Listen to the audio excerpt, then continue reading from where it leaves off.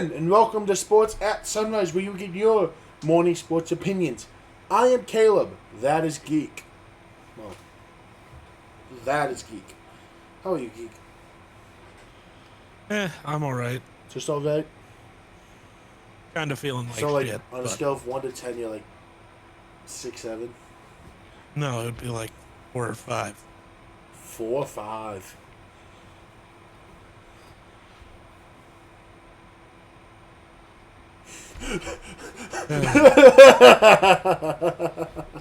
Alright, can we talk about sports or something? Yeah. Basketball. Stephon Castle. Triple-double. Why are you saying it that way? I don't like it. What? He had a triple-double. 22, 10, and 10. Very good. I'm sure he might have one time in his life. Timberwolves got murdered. I mean, yeah, without like our 4 best players. Everyone but That's not Ed true. didn't play. Also, Jaden McDaniels didn't play. Sorry. Don't forget about the MVP of the league, man. Well, you got Kevin Durant, we got Jaden McDaniels, and actually we didn't have shit. You We let didn't have Jaden McDaniels or Ant. you let Tobias Harris have 18 points. Yeah, blame Julius Randle, who also shot 2 of 13 because that man is not good. You lost to a Pistons team without their best player by 22. Yeah, by not having our 2 best players. I don't. But Their second best player still played. Ours did not. Therefore, there is a gap. Your second best player played. Jaden McDaniels did not play. Julius Randle is better. No. Yes. Rudy Gobert Julius is Randle better. went 2 of 13. Also, no. Rudy Yes. Gobert is like the best, well, not the best defensive center in the league. He just said Rudy Gobert is the best. Rudy Gobert is the best. You heard it here from Geek. I can push agendas. I'm getting Clip clipped that. out of Clip that. context so Clip he can that. push agendas. Clip This that. is ridiculous. Clip that. Someone shoot this man. Please. You can't say please to that. Yes, I can. Who's stopping me? That's it. I'm getting the gun. Yes! Please! Yes! Yes! Yes! I know you have a sword. I'll stab myself. Oh my god. You cannot stab yourself with... I'm not finishing that sentence. That was going to be phrasing nightmare. I'm just going to leave, actually. The Hawks are almost 10 games above 500, which feels illegal. Why does it feel illegal? Because it's the Hawks. They're supposed to only be 500. No, well... No, probably. The Rockets had a big win off Sengun having 36, 13, and 7. Well, let me guess. Kevin Durant went for 25, 3, and 4? Because that's all Kevin Durant can give you? 24 and 6. Wow, he traded in a point for a board. Congrats, KD. He just couldn't make a three. Still the same mediocre. KD's the GOAT. Scotty Barnes had a solid game. Never living up to his potential. Sure. Celtics beat the Hornets. Hornets dropped 2 in a row. Tatum had 32. Tatum might be back. Well, he is back. That's why he's playing. But he might be back, you know? Clippers won. Benedict Mathurin might be the GOAT. Maybe. The Thunder beat the Knicks, so the only hope for the league is that somebody in the West can beat the Thunder.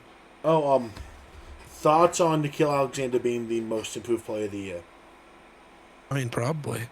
I don't think he's improved at all, though. He's just finally getting minutes. The minutes that you should have been getting instead of that loser Mike Conley, but... Mike Conley's the GOAT. Mike Conley is a top 5 player in a franchise's history. That's not saying much. Yes, it is. Jaden McDaniels would be the top player in that team's history. That's not saying anything. No. Who are you going to give it to? Marc Gasol. Mid. Mike Conley. Worse than Jaden McDaniels. I watch them play on the same court every night. Brother, do you know what Mike Conley was about? Do you know what prime Mike Conley was about? Yeah, but I don't care. I have agendas to push. Mike Conley Mike Conley got MVP votes at one point. Okay. Do you know what Jaden McDaniels hasn't gotten? He's like 3 years into his career. Calm down.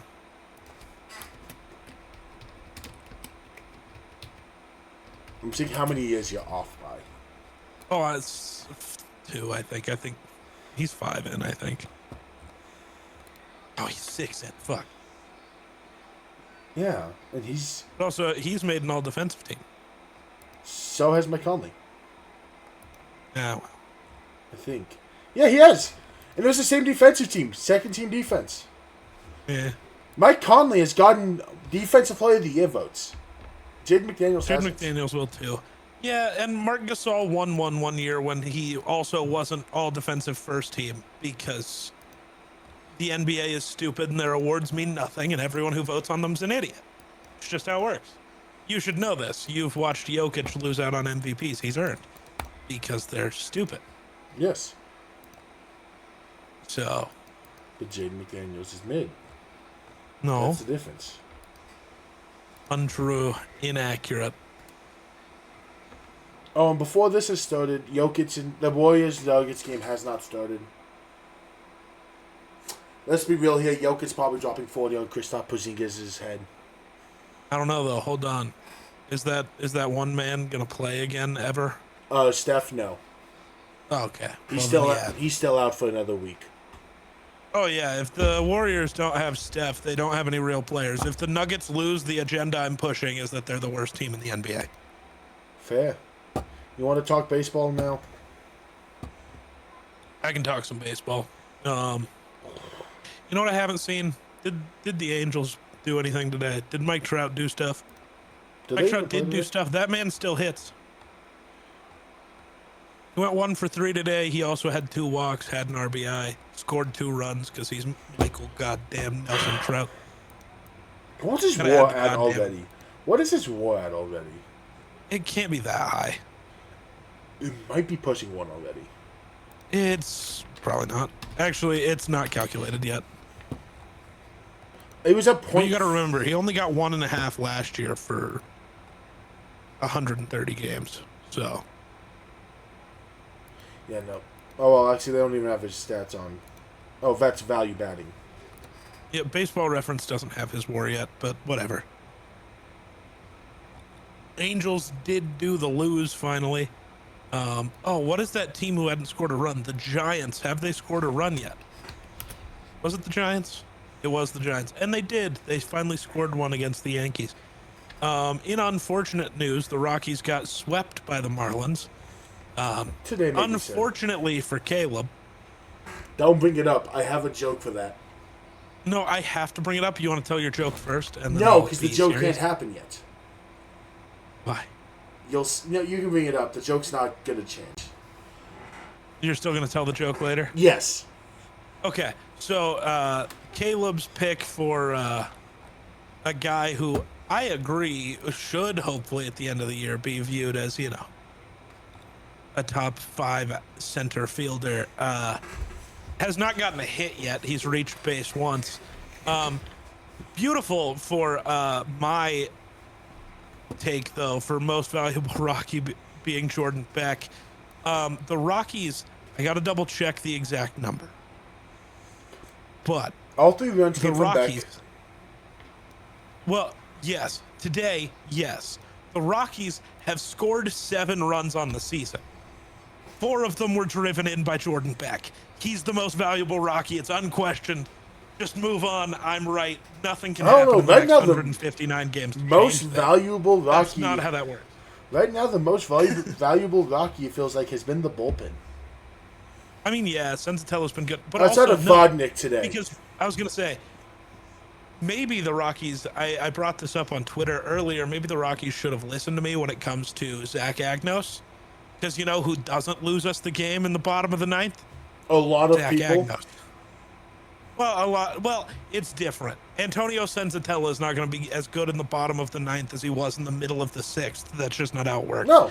Herget might have been fine because he's been here, done this. He was incredible last year. He's been incredible to start this year. But I don't know. I was positive that Agnos deserved to win the closer job out of spring training, and Victor Vodnik just proved me right. Yeah. Unsurprisingly. I don't like Vodnik.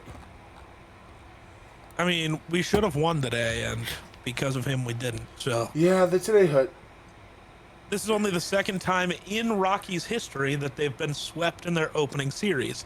The last time this happened, 1994. Do you know what makes this one hurt? It was the fucking Marlins. In the fact that it wasn't like we lost 10-8, 10-2, whatever. No, it was constantly one run. It And was always one run. One run, low scoring games. Yeah, because where is our offense that like is improved and we know it? Like, and we've seen flashes. I think the biggest thing is Doyle hasn't been there yet. Yeah. And Jake McCarthy, who is like stealing reps in the outfield from Jordan Beck and Mickey Moniak and holding a job hostage from Zach Veen or Charlie Condon, whichever guy you want to call up, he's been worse than Doyle. And like the 2 times he's been on base, he's been an idiot.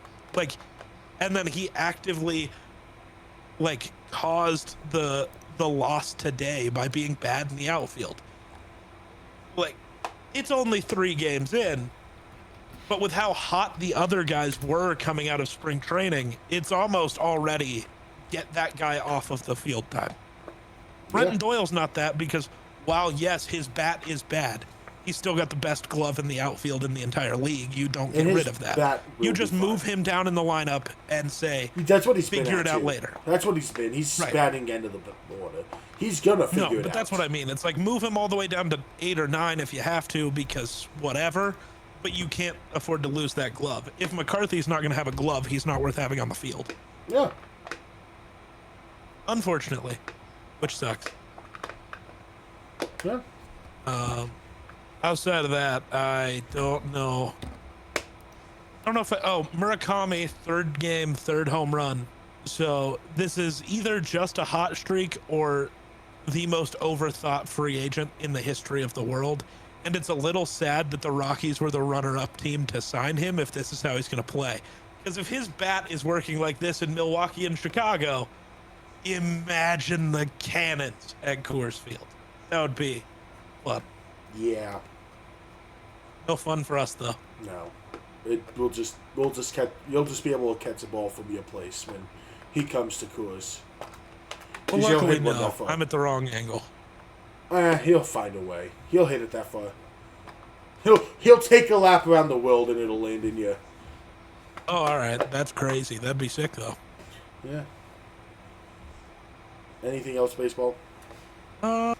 I do not think so. Not that I know of. I'm gonna go double check one thing while we. I don't think Chase Dollander has pitched yet. No. By the way. Not yet. Which makes me sad. Also, they could Chase honestly. Louder. Honestly, go ahead. They could be if is the next series at home? No, the next series is in Philly. I was gonna say because they could easily be holding Dollander for first home game. I mean, maybe if it was the next series, but yeah, he has not played yet. Chase DeLauder, who plays for the Guardians, and we, talked about because of his 2 home runs in 2 games, like Mike Trout. He has now joined Trevor Story as the only rookies ever to homer in their first 3 games. So hopefully he's as good as Trevor Story, but also hopefully his career is a little different than Trevor Story's. Yeah. Trevor Story's incredible if he can play baseball, which he is not very good at being able to do. Yeah. He's very good when he does it. He's just not good at doing it because availability is the best likes ability. To be injured. Best ability is availability, and Trevor Story is never available. Yes. Actually, speaking of Trevor Story, has he played at all this year? I don't think so. Oh yeah, he is. He went 0 for 5 today against the Reds. That's an ouchie. The last game he went 1 for 6 with a home run. So he's 1 for 11 with a home run. Hey, if you're gonna hit it hard. Then, I mean, that's fair. If you're only gonna bat 1 for 10, they all better be home runs, And in game 1 of this season, he went 1 for 5. So he is 2 for 16 with 2 RBIs and 1 home run. You know, it's not hard. But there's definitely worse. I can think of a couple Rockies being worse right now. I'm not going to say exactly. Jake McCarthy's been worse. Are you ready to go to March Madness? Yep, we can go to March Madness. We'll kick off in the women's. We'll talk women's for a second. Congratulations, UCLA Final Four. And UCLA is going to win it all. No, they're not. Do you know why? Yeah, UConn's going to choke it at the end like UConn do. UConn's going to have another perfect season under Gino. Gino's the best college coach in women's history. Mark my words. And if you don't think that, you're mistaken. But UConn is really good. They might have a 40-0 year, which would be ridiculous. Which would, I think, be the second or third time Gino has done that in his career at UConn. Yeah. Like, most coaches just want one natty. Imagine being able to be like, yeah, I'm going for my third perfect season. So remember when I said Dear Lord right before we started? Geek, would you like to guess how many games UConn has played where the score was 14 points or closer? This season? This season. Twice. Once. If I said 14 because if you go to 15, Marquette got it to 15 at the end of the game. And it was Michigan. It was the only team, and they got it to a one-score game, to be fair. Every other game, though, pretty much outside of Marquette, has been 20 or more points. Like, UConn killed Notre Dame today. They've killed anyone who's tried to play them. Now, from transitioning women's to men's, we're going to actually have a pause. Shout out Denver University. Why are we shouting out Denver University?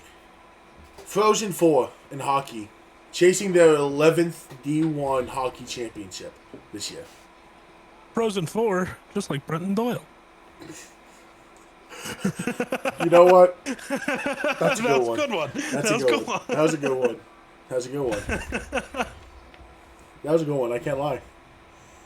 But yeah, they face Michigan to go to the national championship. North Dakota versus Wisconsin's the other game. Yeah, did you know Denver University is unironically the most dominant hockey program in D1 history? No, I did not know that Denver University was the most dominant hockey program in D1 history. 10 natties, most in history. If Michigan wins this year, they tie them at 10. And North Dakota's in third. That's crazy. And North Dakota is in third with 8. Huh. Yeah. Well, that's what that's what DU puts all the NIL money is hockey and lacrosse. Because the lacrosse program's also ridiculously good. Interesting. Yeah. Never knew that. The more you know. I guess. Men's March Madness. Illinois wins another game by 10 plus points, beating Iowa. And Iowa led 9-0 at the start of this game. Woohoo, 9 points. That's like 3 shots. And do you know what people blame? They had the horn. The horn got broken. So they had a 20-minute delay because they had to fix the horn. Honestly, that's a fair criticism. If you're shooting is hot and then suddenly there was an Iowa guy who was hot to start. Yeah. 20-minute delay. Do you know what fans were saying? Fans started posting the rule of if the horn cannot be fixed, the team that is up at the time of breakage automatically wins. People are like, oh my god, if we get this real rule? Yes. Oh, well then. But they were able to fix it. They were able to fix it. There was just no Jumbotron. I don't know. The stoppage was long enough. I don't know. You got to fight that one. But also, I don't know. Arizona also beat Purdue.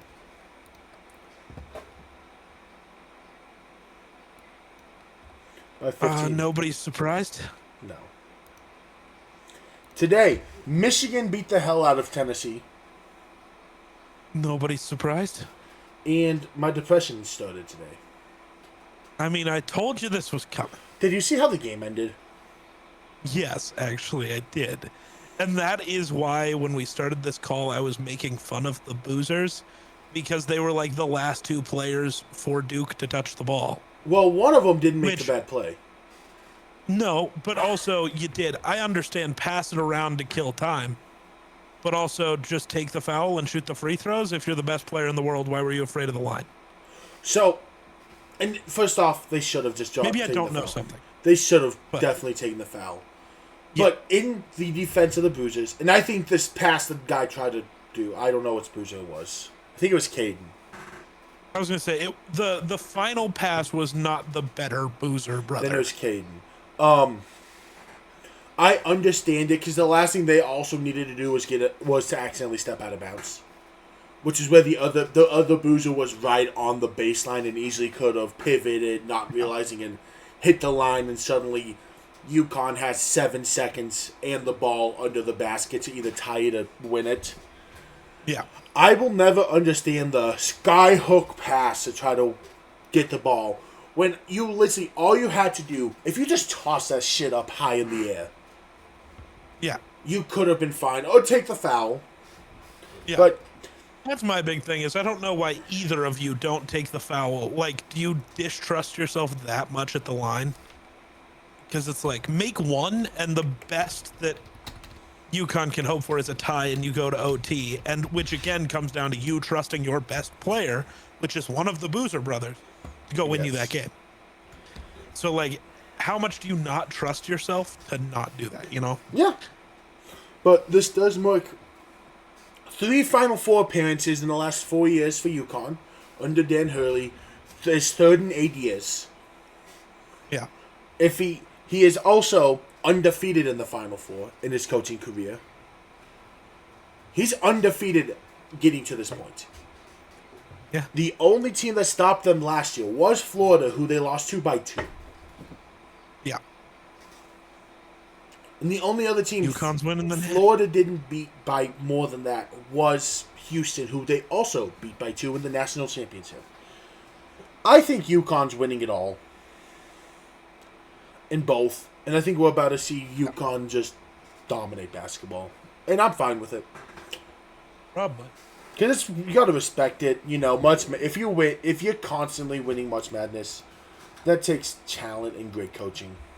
And if he wins it, first off, hats off to Dan Hurley. He gave so much credit to so many people after that game, and he could have had full. Did you see that? No. His post game was he thanked Gino, the girls basketball coach, for being a mentor. Thanked the coaches before him for the culture that was built. He gave credit to the Boozers, both of them, for how great of players they were. Blah, blah, blah. And just didn't make it about himself when a lot of people think that's who he is. Because he will do some shit on the court that people don't like. But when Tom Izzo's like, I like this guy because he coaches like old style coaches. Can you really, bitch? Yeah. Oh, no. No, he's dominant. I love Hurley. Yeah. Real quick, before we wrap up, I want to jump back to baseball for a second. Okay. On Mike Trout's single, I think it was today, but it might have been the one last night. His bat speed hit 85 miles per hour.